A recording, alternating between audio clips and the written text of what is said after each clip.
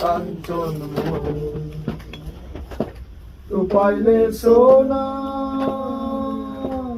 অনুভূতিও মৌলা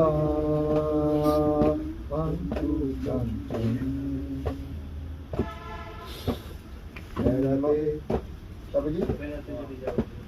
বেড়াতে যদি তুমি যাও কোনদিন আমার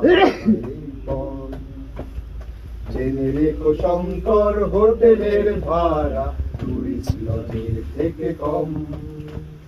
রাত্রির নেমে এলে আসবে তোমার ঘরে চুল্লিটা জ্বালিয়ে দিতে